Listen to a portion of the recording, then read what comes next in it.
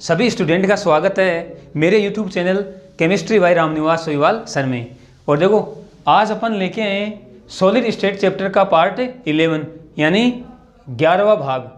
और इस भाग में अपन चर्चा करेंगे नॉन स्टोइकियोमेट्रिक त्रुटियों की। देखो इससे जस्ट पिछले वाले वीडियो में हमने बिंदु त्रुटि के बारे में अध्ययन किया था, यानी बिंदु त्रुटियों को हमने 3 भागों में डिवाइड किया था। स्टोइकियोमेट्रिक त्रुटियां, नॉन स्टोइकियोमेट्रिक त्रुटियां और अशुद्धि त्रुटियां। उनमें से हमने जो पहला पार्ट है उसका अध्ययन कर लिया था पार्ट 10 में, यानी स्टोइकियोमेट्रिक त्रुटि का अध्ययन हमने कर लिया था। उसी कड़ी में हम जो बी पार्ट है नॉन स्टोइकियोमेट्रिक त्रुटियों की चर्चा हम आज वाले पार्ट में करने जा रहे हैं। तो देखिए नॉन स्टोइकियोमेट्रिक त्रुटियां हम क्या कह सकते हैं? हम कह सकते हैं कि वे त्रुटियां जिनमें क्रिस्टल जालक की स्टोइकियोमिति में परिवर्तन आ जाता है, अर्थात अपन ये कह सकते हैं कि धनायन व ऋणायन का अनुपात यौगिक के रासायनिक सूत्र के समान नहीं रहता। यानी हम अगर इसकी एक डेफिनेशन देखें तो अपन कह सकते हैं कि वे त्रुटियां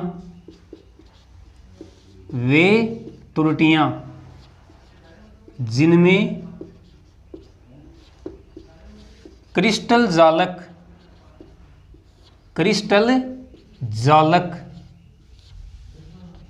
की स्टोइकियोमिति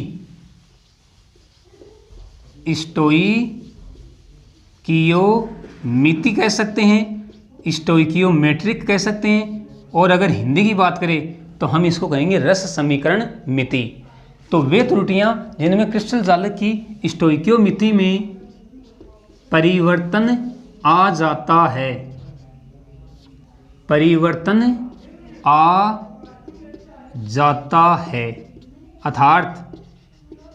अर्थात हम कह सकते हैं अर्थात धनायन व ऋणायन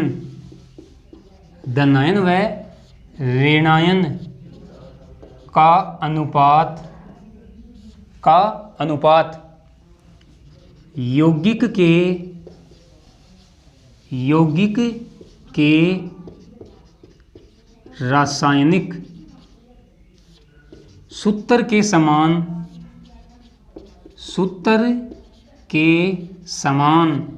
नहीं रहता।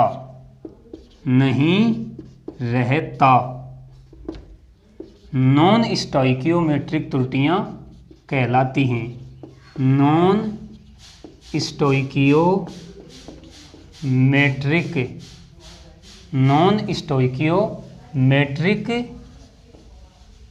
त्रुटियां कहलाती हैं। तो देखो ये तो हो गई परिभाषा, एक बार वापस से रिवाइज करवा रहा हूं मैं।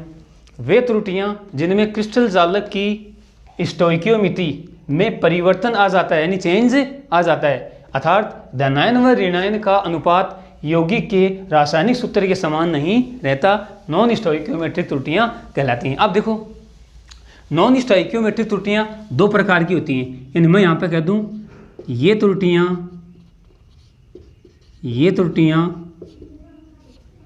2 प्रकार की होती हैं, 2 प्रकार की होती हैं। देखो कौन कौन सी होती हैं। पहले ले रहा हूँ मैं फर्स्ट पार्ट, धातु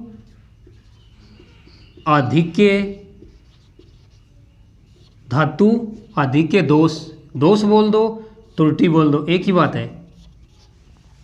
पहली है धातु आधिक्य दोष। अब देखो ये त्रुटियां 2 प्रकार से उत्पन्न हो सकती हैं, तो हम कह सकते हैं ये दोष निम्न 2 प्रकार से उत्पन्न होते हैं। यानी अपन ये कह सकते हैं कि धातु आधिक्य दोष 2 प्रकार से उत्पन्न होते हैं, और अभी देखेंगे हम कि 2 प्रकार से कैसे उत्पन्न होते हैं। तो इसमें ले रहा हूँ अब धातु आधिक्य दोष में इसका फर्स्ट पार्ट, मैंने इसको रोमन में फर्स्ट दिया है। देखो क्या कह सकते हैं अपन, पहला प्रकार रहेगा इसका ऋणायन के अभाव से उत्पन्न धातु आधिक्य दोष। हेडिंग का नाम क्या लिखा है मैंने? ऋणायन के अभाव से। इसका मतलब ये हुआ कि ऋणायन की कमी हो जाएगी और उससे क्या उत्पन्न होगा? धातु आधिक्य दोष। अब समझो आप इसको ध्यान से। देखो हम पढ़ रहे हैं धातु आधिक्य दोष। हमने कहा कि ये दोष निम्न दो प्रकार से उत्पन्न होते हैं। निम्न दो प्रकार से उत्पन्न होते हैं और पहला प्रकार लिया है मैंने ऋणायन के अभाव से उत्पन्न धातु आधिक्य दोष। देखो क्या कहेंगे? हम कह सकते हैं कि इस दोष में कोई ऋणायन क्रिस्टल जालक से बाहर चला जाता है। इस दोष में कोई ऋणायन क्रिस्टल जालक से अपना स्थान छोड़कर बाहर चला जाता है तथा क्रिस्टल जालक की विद्युत उदासीनता को बनाए रखने के लिए उसके स्थान पर कोई इलेक्ट्रॉन अपना स्थान ग्रहण कर लेता है। देखो ऋणायन जा रहा है जालक से बाहर, इसका मतलब ऋणायन के स्थान पे क्या बनेगी? कोई रिक्तिका। उस रिक्तिका को क्या कहेंगे? ऋणायन रिक्तिका। क्रिस्टल जालक की विद्युत उदासीनता को बनाए रखने के लिए उस ऋणायन रिक्तिका में कोई इलेक्ट्रॉन अपना स्थान ग्रहण कर लेता है। देखो हम इसको डायग्राम से देखते हैं, सारी चीज़ें क्लियर हो जाएंगी। तो पहले मैं बना रहा हूँ diagram. A plus B minus A plus B minus, यहाँ पर B minus A plus B minus A plus A plus B minus A plus B minus B minus A plus B minus A plus. Ion है तो ion परबल आकर्षण बल के द्वारा जुड़े रहते हैं, तो ये मैंने आकर्षण बल दिखाया है आयनों के मध्य।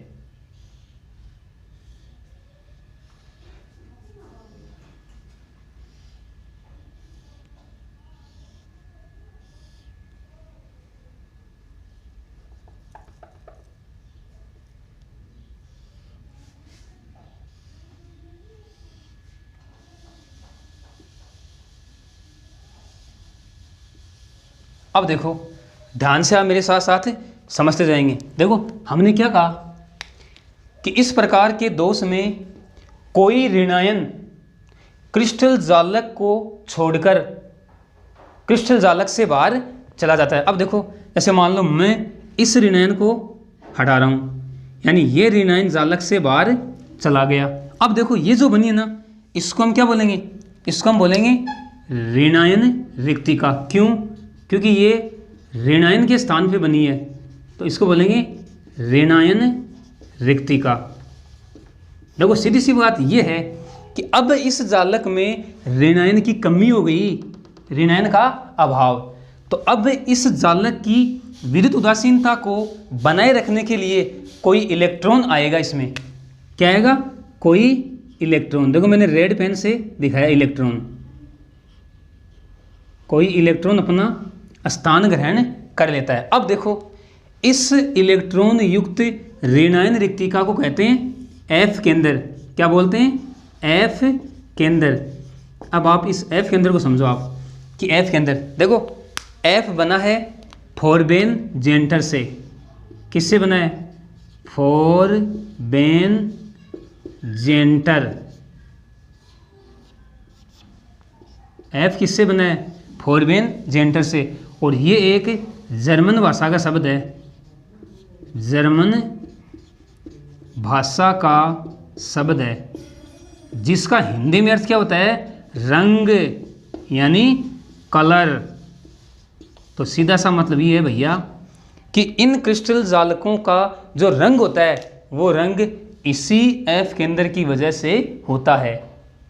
एफ केंद्र क्या है? इलेक्ट्रॉन युक्त ऋणायन रिक्तिका क्या कहलाती है? एफ केंद्र। एफ कहाँ से लिया? फोरबेन जेंटर से। फोरबेन जेंटर एक जर्मन भाषा का शब्द है जिसका हिंदी में अर्थ होता है रंग।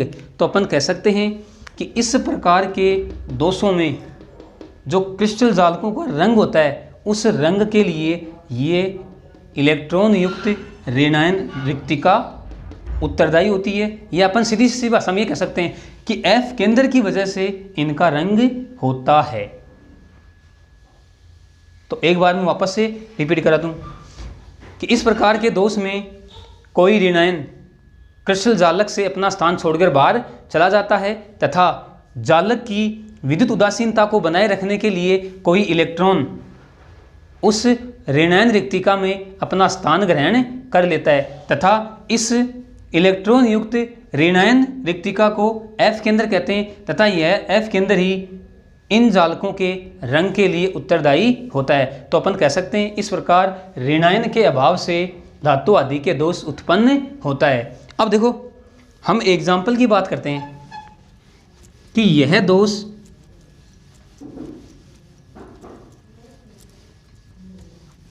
किन जालकों में पाया जाता है। देखो मैं ले रहा हूँ NaCl, मैं ले रहा हूँ KCl और मैं ले रहा हूँ LiCl। देखो NaCl का रंग होता है पीला, KCl का रंग होता है बैंगनी और LiCl का रंग होता है गुलाबी। तो ये इसके कुछ एग्जाम्पल हैं NaCl, KCl और LiCl। तो हमने ऋणायन के अभाव से उत्पन्न धातु आदि के दोष की चर्चा कर ली। ठीक है, ले रहे हैं अगला प्रकार।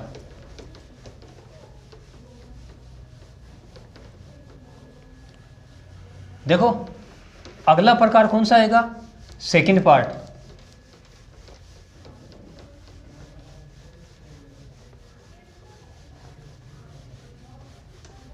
सेकंड में अपन कह सकते हैं धनायन के आधिक्य से, क्या कह सकते हैं? धनायन के आधिक्य से उत्पन्न धातु आधिक्य दोष। मैं ले रहा हूं सेकंड। देखो उसको हमने रोमन में फर्स्ट दिया था, इसको रोमन में सेकंड। क्या कह सकते हैं? धनायन के आधिक्य, आधिक्य बोल दो अधिकता बोल दो, एक ही बात है। आधिक्य से उत्पन्न धातु आधिक्य दोष। धनायन के आधिक्य से उत्पन्न धातु आधिक्य दोष। अब देखो इसको समझो आप। देखो धनायन का आधिक्य होगा यानी धनायन की अधिकता होगी और उससे क्या उत्पन्न होगा? धातु आधिक्य दोष। अपन क्या कह सकते हैं कि इस प्रकार के दोष में बाहर से कोई धनायन क्रिस्टल जालक के अंतराकाशी स्थानों में अपना स्थान ग्रहण कर लेता है तथा क्रिस्टल जालक की विद्युत उदासीनता को बनाए रखने के लिए कोई इलेक्ट्रॉन जालक के अंतराकाशी स्थानों में अपना स्थान ग्रहण कर लेता है। तो इस प्रकार धनायन के आधिक्य से भी धातु आधिक्य दोष उत्पन्न होता है। देखो समझते हैं इसको भी डायग्राम से, समझना आप। A plus B minus A plus B minus B minus A plus B minus A plus. Ion दिखा रहा हूँ मैं। A plus B minus A plus B minus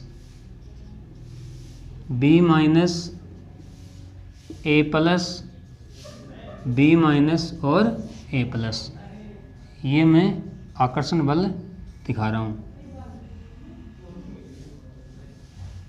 जालक में आयनों की व्यवस्था।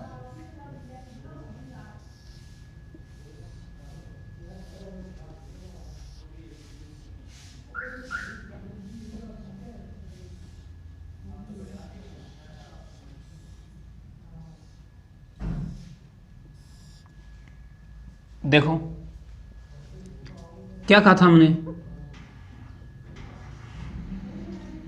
हमने कहा था कि इस प्रकार के दोष में कोई धनायन बाहर से क्रिस्टल जालक के अंतराकाश में, ये मान लो यहाँ पे मैंने कोई धनायन दिखा दिया, बाहर से जालक के अंतराकाश में अपना स्थान ग्रहण कर लेता है। अब देखो धनायन की दिखता हो गई, यानी इस जालक की विद्युत उदासीनता को अब बनाए रखने के लिए एक इलेक्ट्रॉन भी इसके साथ साथ अंतराकाश में अपना स्थान ग्रहण कर लेता है। तो देखो इसको मैं क्या कह सकता हूँ, इसको मैं कह सकता हूँ अंतराकाशी, क्या कह सकता हूँ, अंतराकाशी धनायन, अंतराकाशी धनायन। और इसको मैं कह सकता हूँ अंतराकाशी इलेक्ट्रॉन, अंतराकाशी इलेक्ट्रॉन। अब देखो इस प्रकार का दोष किन जालकों में पाया जाता है। अगर हम एग्जाम्पल की बात करें तो देखो इसका सबसे अच्छा एग्जाम्पल है जिंक ऑक्साइड ZnO। यानी हम कह सकते हैं कि जिंक ऑक्साइड के क्रिस्टल जालक में धनायन के आधिक्य से उत्पन्न धातु आधिक्य दोष पाया जाता है। अब कैसे पाया जाता है, देखो हम कह सकते हैं कि जिंक ऑक्साइड कमरे के ताप पर कैसा होता है, वाइट, अरे भाई सफ़ेद होता है। कमरे के ताप पर कैसा होता है, सफ़ेद होता है। लेकिन जब इसको गर्म करते हैं, गर्म करने पर यह पीले रंग में बदल जाता है। अब देखते हैं कि ऐसा क्या हुआ जिंक ऑक्साइड में कि यह कमरे के ताप पे तो कैसा था, सफ़ेद रंग का, लेकिन जब इसको गर्म किया तो यह पीले रंग में बदल गया। देखो जब हम, ध्यान से समझना, जब हम जिंक ऑक्साइड को गर्म करते हैं तो यह टूट जाता है Zn2 प्लस हाफ O2 और प्लस 2 इलेक्ट्रॉन। यानी ये जो O2 गैस बनी है ये तो बाहर निकल जाएगी, बाहर निकल जाती है। और जो ये Zn2 प्लस आयन बना है ये क्या करेगा, ये जालक के जो अंतराकाशी स्थान है उनमें अपना स्थान ग्रहण कर लेता है। और जालक की विद्युत उदासीनता को बनाए रखने के लिए जो इलेक्ट्रॉन है वो भी अंतराकाश में अपना स्थान ग्रहण कर लेते हैं। तो अपन कह सकते हैं कि धनायन के आधिक्य से भी धातु आधिक्य दोष उत्पन्न होता है। एग्जाम्पल हमने क्या लिया, जिंक ऑक्साइड। आप याद रखोगे इसको, कमरे के ताप पे क्या होता है, सफ़ेद रंग का, लेकिन जब इसको गर्म करेंगे तो यह पीले रंग में चेंज हो जाएगा। यानी पीला रंग किस वजह से आया, क्योंकि हमने इसको गर्म किया, गर्म करने पर यह टूट जाता है Zn2 plus half O2 plus 2 electron. तो ये जो Zn2 प्लस आयन है ये अंतराकाश में अपना स्थान ग्रहण कर लेते हैं और जालक की विद्युत उदासीनता को बनाए रखने के लिए इलेक्ट्रॉन भी अंतराकाश में अपना स्थान ग्रहण कर लेते हैं। इसकी वजह से हम कह सकते हैं कि धनायन के आधिक्य से भी धातु आधिक्य दोष उत्पन्न हो जाता है। तो ये हमने दो प्रकार देखे, किसके, धातु आधिक्य दोष के। ठीक है, बात करते हैं सेकंड प्रकार की, यानी नॉन स्टाइकियोमेट्रिक त्रुटियों के सेकंड प्रकार की बात करते हैं अपन। सेकंड प्रकार कौन सा होगा, देखो उसको हमने 1 कहा था, अब ले रहा हूं मैं सेकंड पार्ट। ये लो और सेकंड कौन सा होगा, वो था धातु आदि के, अब आएगा धातु न्यूनता, धातु न्यूनता दोष। और देखो ये भी दो प्रकार से उत्पन्न होता है, तो मैं लिख सकता हूं ये दोष निम्न प्रकार से उत्पन्न होते हैं, उत्पन्न होते हैं। अब देखना, आप पहला ले रहा हूं मैं इसमें, वही रोमन में पहला, क्या कह सकता हूं मैं कह सकता हूं धनायन के अभाव, धनायन के अभाव से उत्पन्न धातु न्यूनता दोष, धातु न्यूनता दोष, धनायन के अभाव से उत्पन्न धातु न्यूनता दोष। देखो सीधी सी बात यही है कि यहाँ पर धनायन की कमी रहेगी और उस धनायन की कमी से क्या उत्पन्न होगा, धातु न्यूनता दोष। क्या कह सकते हैं कि इस प्रकार के दोष में क्रिस्टल जालक से कोई धनायन अपना स्थान छोड़कर जालक से बाहर चला जाता है तथा जालक की विद्युत उदासीनता को बनाए रखने के लिए जालक में उपस्थित कोई अन्य धनायन अपनी ऑक्सीकरण अवस्था में वृद्धि कर लेता है। यानी उदासीनता को बनाए रखने के लिए जालक में उपस्थित कोई अन्य धनायन अपने ऑक्सीकरण अंक बोल सकते हैं, ऑक्सीकरण अवस्था कह सकते हैं, उसमें वृद्धि कर लेता है। देखो इसको भी हम डायग्राम से देखते हैं, तो ध्यान से आप देखना, A plus B minus A plus B minus B minus A plus B minus A plus A plus B minus A plus B minus B minus A plus B minus A plus. और ये ion आकर्षण बल से जुड़े रहते हैं। तो ये मैंने आकर्षण बल दिखा दिया।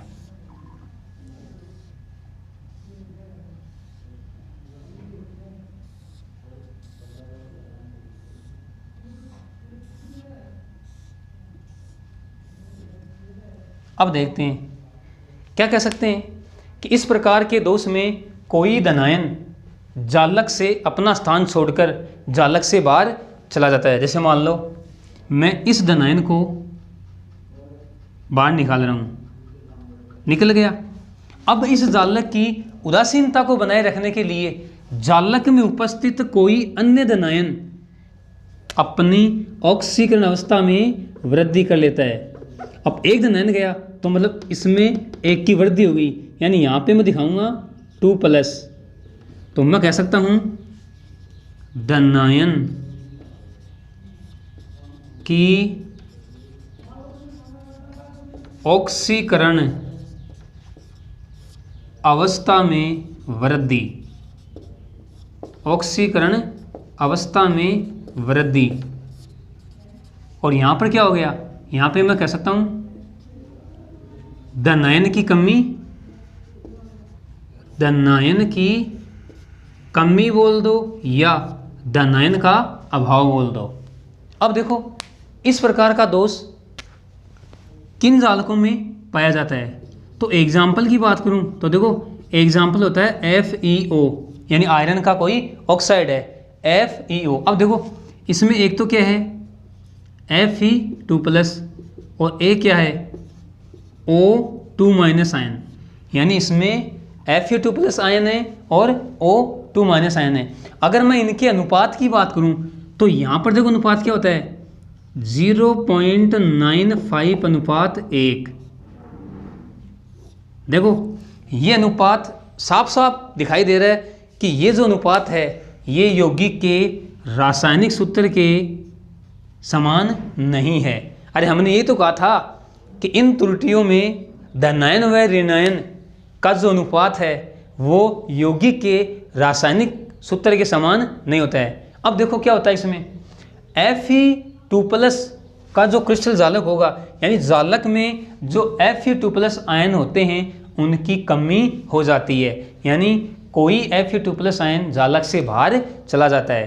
तो उस स्थिति में जालक की विद्युत उदासीनता को बनाए रखने के लिए जालक में उपस्थित कोई अन्य Fe2+ आयन, कोई अन्य Fe2+ आयन किस में आ जाएगा, Fe3+ आयन में चेंज हो जाएगा। तो एग्जाम्पल के रूप में हम आयरन ऑक्साइड का ले सकते हैं FeO का। इसमें Fe2+ और O2- आयनों का जो अनुपात है वो होता है 0.95:1।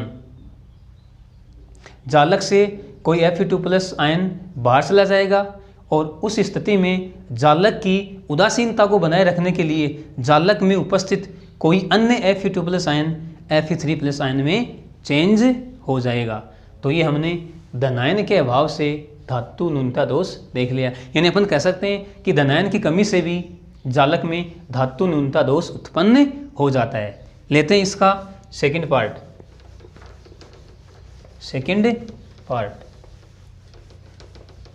सेकंड पार्ट क्या रहेगा, सेकंड पार्ट रहेगा ऋणायन के आधिक्य से, यानी ऋणायन की क्या हो जाएगी, अधिकता हो जाएगी, उससे भी धातु न्यूनता दोष उत्पन्न हो जाता है। तो मैं ले रहा हूं सेकंड। क्या कह सकता हूं मैं, सेकंड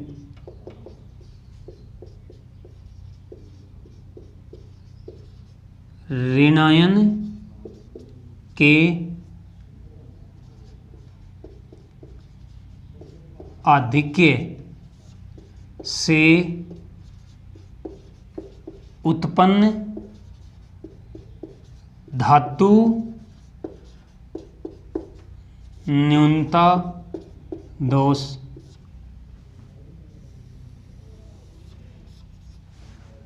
क्या कह सकते हैं। देखो ऋणायन की क्या रहेगी, अधिकता, और ऋणायन की अधिकता होने से धातु न्यूनता दोष उत्पन्न हो जाता है। तो अपन ऐसे कह सकते हैं कि इस प्रकार के दोष में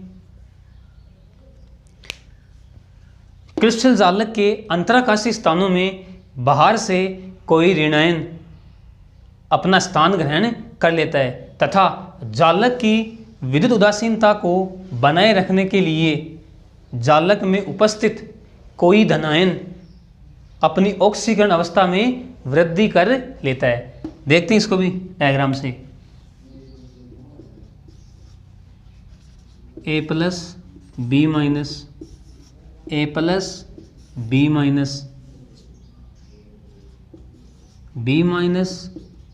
A+, B-, A+, A+, B-, A+, B-, B-, A+। ये मैंने कोई सिंपल जालक लिए है जो A+, B- आयनों से मिलकर बना हुआ है, और ये मैंने आकर्षण बल दिखाया है।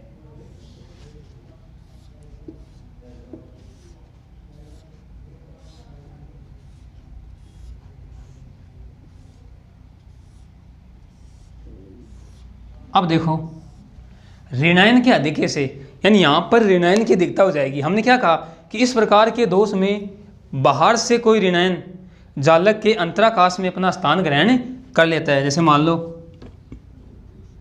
ये कोई ऋणायन आ गया और अब जालक की उदासीनता को बनाए रखने के लिए जालक में उपस्थित कोई धनायन अपनी ऑक्सीकरण अवस्था में वृद्धि कर लेता है। तो देखो इस धनायन की ऑक्सीकरण अवस्था में वृद्धि हो गई। क्या कहा मैंने कि बाहर से कोई ऋणायन जालक के अंतराकाशीय स्थानों में अपना स्थान ग्रहण कर लेता है तथा जालक की विद्युत उदासीनता को बनाए रखने के लिए जालक में उपस्थित कोई धनायन अपनी ऑक्सीजन अवस्था में वृद्धि कर लेता है। तो अपन कह सकते हैं कि ऋणायन के आधिक्य से भी जालक में धातु न्यूनता दोष उत्पन्न हो जाता है। अब देखो सैद्धांतिक रूप से तो ये बात सही है, हमने कह दिया कि ऋणायन आ गया अंतराकाश में और उदासीनता को बनाए रखने के लिए कोई धनायन ऑक्सीजन अवस्था में वृद्धि कर लेता है, लेकिन प्रायोगिक रूप से ऐसा संभव नहीं है। हम कह सकते हैं कि प्रायोगिक रूप से ऐसा संभव नहीं है। क्यों नहीं है? अब समझो, क्योंकि हमें पता है ऋणायन का आकार तो बड़ा होता है भाई, ऋणायन का आकार तो उदासीन परमाणु से भी क्या होता है, बड़ा होता है। और धनायन की बात करें तो धनायन से तो बहुत बड़ा होता है ऋणायन का आकार। इसका मतलब ये अंतराकाश में नहीं आ सकता, यानी अंतराकाश में नहीं आ सकता, तो फिर दोष कहाँ से उत्पन्न होगा? तो अपन कह सकते हैं कि प्रायोगिक रूप से इस प्रकार से ये जो त्रुटि है ये संभव नहीं है। या देखो अपन सीधा सही कह सकते हैं कि ये जो त्रुटि है ऋणायन के आधिक्य से उत्पन्न धातु न्यूनता दोष, इस प्रकार की त्रुटि बहुत ही कम पाई जाती है। कारण मैंने क्या बताया आपको कि ऋणायन का आकार बड़ा होता है, इसलिए यह आसानी से अंतराकाश में नहीं आ सकता। तो देखो ये हमने नॉन स्टाइकियोमेट्रिक त्रुटि का अध्ययन कर लिया, यानी नॉन स्टाइकियोमेट्रिक त्रुटि को हमने प्रमुख रूप से दो भागों में डिवाइड किया। दो भाग कौन से थे? धातु आधिक्य दोष और धातु न्यूनता दोष। फिर हमने पहले अध्ययन किया धातु आधिक्य दोष का। धातु आधिक्य दोष का धातु आधिक्य दोष दो प्रकार से उत्पन्न होता है। कौन कौन से? पहला तो ऋणायन के अभाव से उत्पन्न धातु आधिक्य दोष, ऋणायन के अभाव से। दूसरा हमने क्या देखा? धनायन के आधिक्य से उत्पन्न धातु आधिक्य दोष। फिर हमने दूसरा प्रकार कौन सा लिया? धातु न्यूनता दोष, और ये भी दो प्रकार से उत्पन्न होता है। पहला हमने कौन सा देखा? पहला हमने देखा धनायन के अभाव से उत्पन्न धातु न्यूनता दोष, और दूसरा हमने कौन सा देखा? ऋणायन के आधिक्य से उत्पन्न धातु न्यूनता दोष। तो हम कह सकते हैं कि हमारी नॉन स्टोइकियोमेट्रिक त्रुटियां कंप्लीट हुई। अब देखो बिंदु त्रुटि में एक प्रकार और रह गया हमारा, कौन सा? अशुद्धि त्रुटि। तो अब आएगा हमारा सी पार्ट। हम पढ़ रहे हैं बिंदु त्रुटियों के प्रकार, स्टोइकियोमेट्रिक, नॉन स्टोइकियोमेट्रिक और अशुद्धि। इनमें से हमने दो पार्ट पूरे कर लिए, स्टोइकियोमेट्रिक और नॉन स्टोइकियोमेट्रिक। अब आ रहा सी, तीसरा पार्ट, क्या कहेंगे? अशुद्धि। देखो अशुद्धि बोल दो या अशुद्धता बोल दो, एक ही बात है। अशुद्धि या अशुद्धता त्रुटि या त्रुटियां, देखो नाम से पता है, यानी हम कह सकते हैं कि किसी जालक में बाहर से यदि कोई अशुद्धि मिला दी जाए तो उसमें त्रुटि उत्पन्न हो जाती है। और इस त्रुटि को हम एक एग्जाम्पल लेके समझेंगे। देखो एग्जाम्पल ले रहा हूं मैं,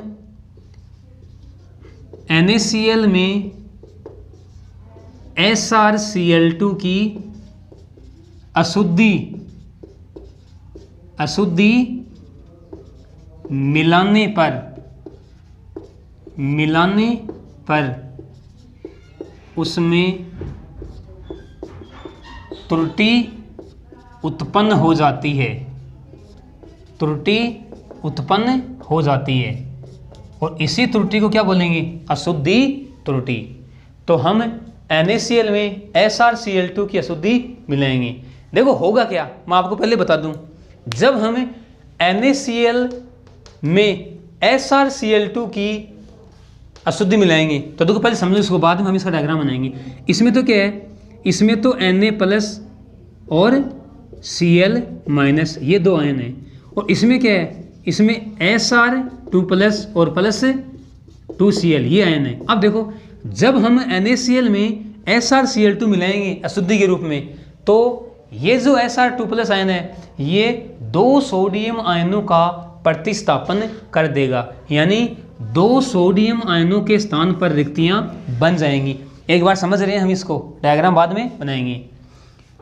तो 2 सोडियम आयन हट गए, उनमें होगा क्या, एक के स्थान पर तो क्या आ जाएगा Sr2+ आयन, लेकिन एक जो धनायन रिक्ति है वो खाली ही रह जाएगी। तो देखो हम कह सकते हैं कि जालक में जितने Sr2+ आयन आएंगे उतनी ही क्या बनेंगी, धनायन रिक्तियां। अब देखो हम इसको सिस्टमेटिक डायग्राम से समझते हैं, ये तो मैंने आपको सिर्फ समझाया है। मैं ले रहा हूं NaCl का जालक, NaCl का जालक समझना आप, ये तो Na+, ये Cl-, Na+, Cl-, Cl-, Na+, Cl-,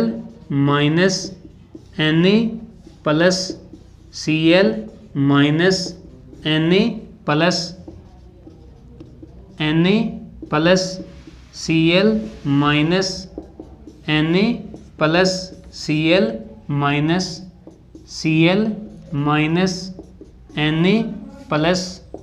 Cl-, Na+, Cl-, और ये Na+, और ये रहा इनमें आकर्षण बल।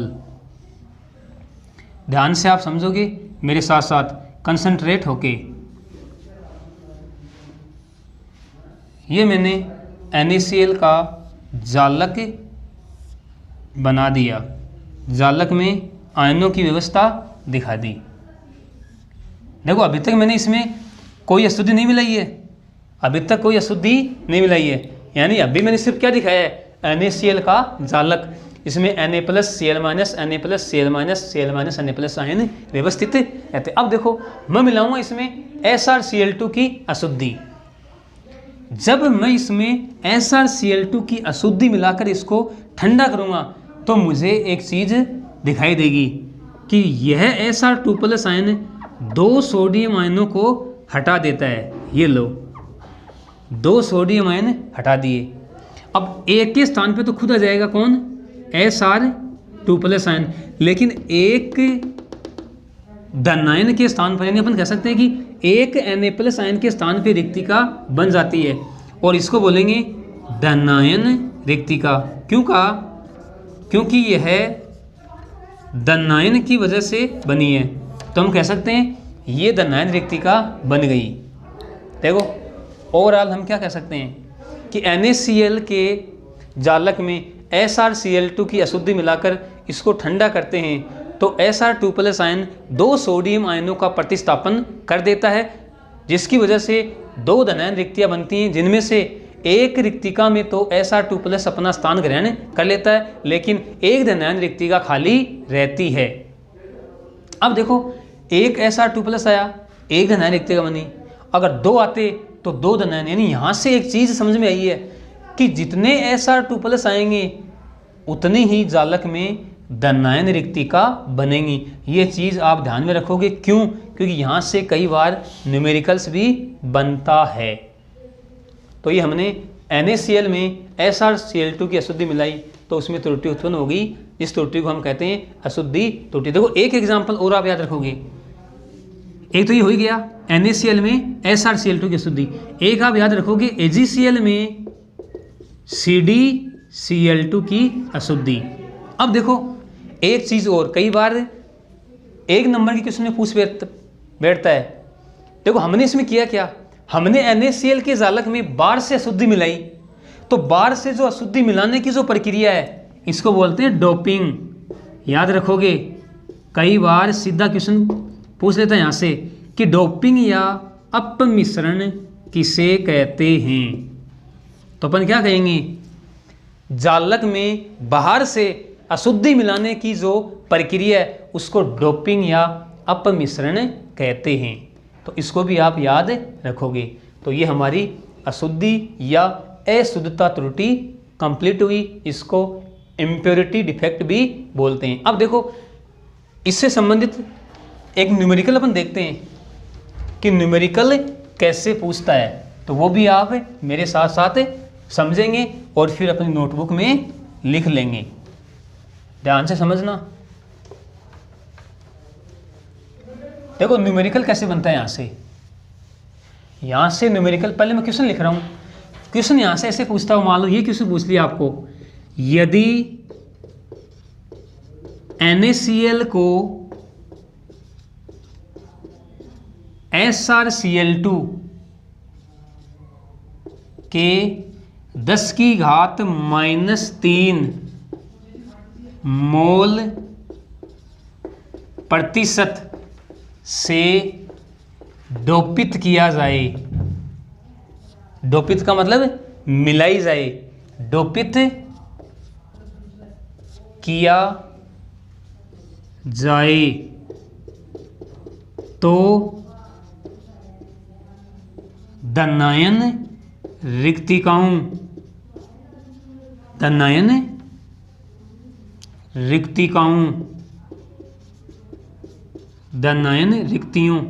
रिक्तियों बोल दो या रिक्तियों बोल दो, एक ही बात है। तो दनायन रिक्तियों का सांद्रण क्या होगा? सांद्रण क्या होगा? अब देखो, दिखने में क्वेश्चन हार्ड लग रहा है कि पता नहीं क्या पूछ लिया इसमें। क्वेश्चन बहुत सरल है। यदि NaCl को SrCl2 के 10 की घात -3 मोल प्रतिशत से डोपित किया जाए तो धनायन रिक्तियों का सांद्रण, यानी सांद्रण का मतलब सांद्रता, अरे संख्या पूछ रहा है कि धनायन रिक्तियों की क्या संख्या होगी। अब देखो इस क्वेश्चन को सोल्व कैसे करेंगे। इस क्वेश्चन को सोल्व करने का तरीका देखो। पहले आप इसको देखो आप कि NaCl में हम क्या मिला रहे हैं। हम मिला रहे हैं SrCl2 के 10 की घात -3 मोल प्रतिशत। इसका मतलब हम क्या कह सकते हैं? हम कह सकते हैं कि 100 मोल NaCl में उपस्थित SrCl2 की संख्या कितनी होगी? अरे कितनी होगी? 10 की घात -3। तो मैं लिख सकता हूँ 10 की घात -3 मोल। तो 1 मोल NaCl में उपस्थित 1 मोल NaCl में उपस्थित SrCl2 की संख्या कितनी आएगी? कितनी आएगी? अरे 10 की घात -3 बट्टे 100, और इसको मैं लिख सकता हूँ एक साथ। देखो 10 की घात 2 है, नीचे प्लस की है, ऊपर जाएगी तो माइनस की, यानी 10 की घात -5 मोल। अब देखो हम क्या कर सकते हैं? अब हम मोल में आयनों की संख्या ज्ञात कर सकते हैं अवोगाद्रो संख्या से गुणा करके। अतः 10 की घात -5 मोल में उपस्थित 10 की घात -5 मोल में उपस्थित Sr2+ आयनों की संख्या बताओ कितनी आएगी? अरे अवोगाद्रो संख्या से गुणा कर दो, यानी मैं लिख सकता हूँ 10 की घात -5 गुणा 6.022 इंटू 10 की पावर 23। देखो 10 की घात -5 है और 23 है, तो कितना आएगा? 6.022 इंटू 10 की पावर 18। अब देखो ये क्या आई है? ये आई है Sr2+ आयनों की संख्या। Sr2+ आयनों की संख्या आ गई। अब देखो, अब हमारा क्वेश्चन सोल्व हो गया। अभी हमने क्या पढ़ा है कि जालक में जितने Sr2+ आयन होंगे उतनी ही उसमें क्या होंगी? धनायन रिक्तियां। तो हम क्या कर सकते हैं? अतः धनायन रिक्तियों की संख्या, धनायन रिक्तियों की संख्या बराबर ये रहेगी कितनी? 6.0, यहाँ लिख रहा हूँ मैं नीचे, कितनी होगी? 6.022 इंटू 10 की घात 18, ये लो। यानी हम ऐसे कह सकते हैं कि हमें पता है NaCl जालक में SrCl2 की अशुद्ध मिलाएंगे तो उसमें जितने Sr2+ आयन प्रतिस्थापित होंगे उनके बराबर संख्या में ही उसमें धनायन रिक्तिकाएँ बनेंगी। तो देखो इस क्वेश्चन को भी आप ध्यान में रखोगे, अच्छा क्वेश्चन है। और देखो आज की जो क्लास है हमारी, ये क्लास अच्छी इंपॉर्टेंट रही है क्योंकि हमने इस क्लास में त्रुटियों को पूरा किया है। ठोसों में अपूर्णताएं जो हमारी हेडिंग थी वो आज कंप्लीट हो गई है। यानी एक बार हम इन त्रुटियों को मोटे मोटे तौर पर रिवाइज करें तो देखो हमने क्या पढ़ा। हमने शुरू में त्रुटियां की परिभाषा, फिर हमने त्रुटियों को मोटे तौर पर दो भागों में डिवाइड किया, बिंदु त्रुटि और रेखीय त्रुटि। फिर हमने बिंदु त्रुटियों की डिटेल से स्टडी की। बिंदु त्रुटियों को हमने 3 भागों में डिवाइड किया, स्टोइकियोमेट्रिक, नॉन स्टोइकियोमेट्रिक और अशुद्धि। फिर हमने अध्ययन किया स्टोइकियोमेट्रिक का। स्टोइकियोमेट्रिक को हमने 4 भागों में डिवाइड किया था, रिक्तिका, अंतराकाशी, शोटकी और फ्रेंकल। फिर हमने आज की जो क्लास थी उसमें हमने अध्ययन किया नॉन स्टोइकियोमेट्रिक त्रुटियों का। इनको हमने प्रमुख रूप से 2 भागों में डिवाइड किया, धातु आधिक्य दोष और धातु न्यूनता दोष। फिर हमने अशुद्धि त्रुटि का अध्ययन किया। तो अपन कह सकते हैं कि हमारी जो त्रुटियों वाला टॉपिक है वो आज समाप्त होता है और हमारा जो वीडियो का नेक्स्ट पार्ट होगा यानी भाग 12 होगा, उसमें हम अध्ययन करेंगे ठोसों में विद्युतीय गुण। यानी ठोस के विद्युतीय गुण कौन कौन से होते हैं और उनको विद्युतीय गुण के आधार पर कितने भागों में डिवाइड करते हैं। तो आज के लिए इतना। Okay, thank you.